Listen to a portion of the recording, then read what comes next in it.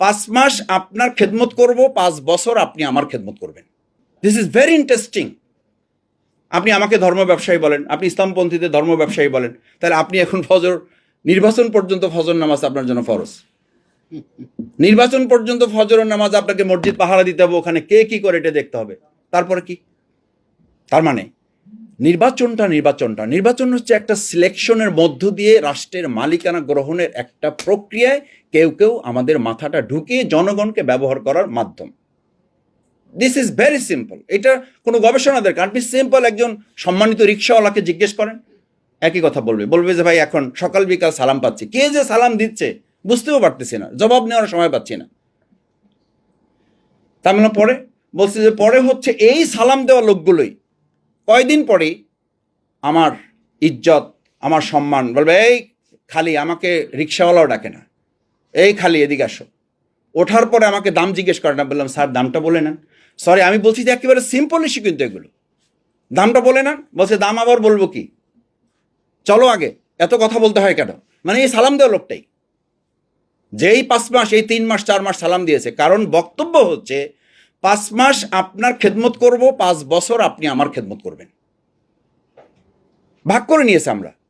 সুতরাং এই 5 মাস আপনি দেরি করতে যাবেন কেন? এই 5 মাস আপনি কষ্ট করতে যাবেন কেন? সেই জন্য তাড়াহুড়া আমি যত দ্রুত পারা যায় তত যেন আমি এসি রুমে ঢুকতে পারি, তত যেন আমি একটা গাড়ির মালিক হয়ে যেতে পারি, তত যেন আমি সংসদের একটা পতাকায় নিয়ে নিতে পারি। এটার প্রতিযোগিতা, এই কম্পিটিশন। ফেসিবাদী রাষ্ট্রের ক্যারেক্টারটা, নেচারটা হচ্ছে আপনি কোনোভাবে মালিকানাটা গ্রহণ করে জনগণকে দাসে পরিণত করা। দেশ স্বাধীনের 53 বছরে আমাদের এর চেয়ে খুব ভালো শ্রেণীর ব্যতিক্রম কিছু ছাড়া দেখার সুযোগ আমাদের হয় নাই। নাম্বার 2, ফেসিবাদী রাষ্ট্রে নির্বাচন ব্যবস্থা কি হয়? নির্বাচন ব্যবস্থা হয় জনগণের মতের বা চিন্তার প্রতিফলন হয় না, প্রতিফলন হয় কিছু সংখ্যক ব্যক্তি। আমাদেরকে বলা হয় এলাকায় যে ভাই ম্যান টু ম্যান গিয়ে লাভ হবে না, পকেট আইডেন্টিফাই করেন। তারপর কি হবে? পকেট আইডেন্টিফাই করে এখন টাকা খরচ করেন না। কত নির্লজ্জ একটা জাতি হিসাবে আমি গোটা জাতিকে মেনশন করছি না। আমরা 15 বছর সমাজ কল্যাণ, সোশ্যাল ওয়েলফেয়ার, মানুষের চিকিৎসা, আপনি এলাকায় গিয়ে দেখবেন মানুষের কত কষ্ট, কত সমস্যা। একটা পরিবার 15 বছর ধরে মাস্টার্স পাস করে বসে আছে, একটা পরিবারে 2টা ছেলে, তার কোনো চাকরি নাই।